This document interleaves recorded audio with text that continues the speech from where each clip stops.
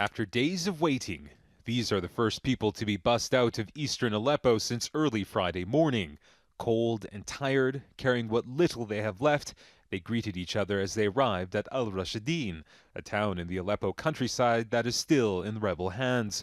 From there, some evacuees will go to a Turkish government-funded refugee camp, while others will travel onwards to the rebel-held Idlib province. The idea of getting on this bus is really brings a lot of fears to the people here, because they heard about on Saturday about executions, field executions. They heard about that Iranians forced some men to get out of the buses. On Sunday, there were concerns that the evacuation deal negotiated by Russia and Turkey and supported by Iran, the Syrian government, and rebel groups could collapse after these buses were set on fire. They were empty and headed to the pro-government villages of Kafraya and Fuar, which are surrounded by rebels. The deal ties together several evacuation plans, and not all the warring parties are on board. Some of the fools and ignorant people whom we suspect are affiliated with the regime or to ISIL were trying to create chaos to stop the truce. So they burnt the buses, but with God's will our fighters have been made aware of the situation, and now people can be evacuated from Kafraya and Fuwa. Although evacuations in eastern Aleppo have restarted, many thousands remain.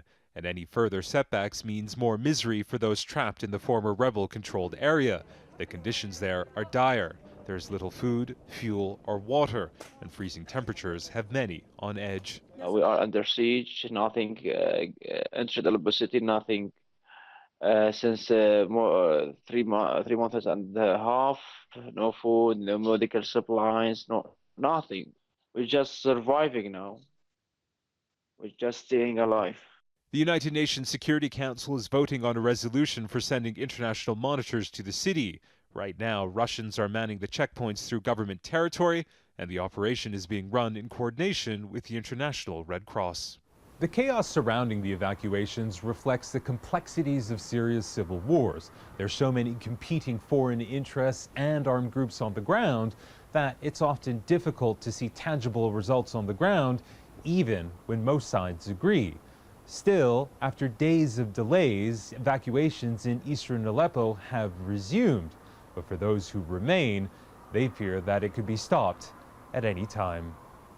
IMTIAZ TYAB, Al Jazeera, Gaziantep, on the Turkish-Syrian border.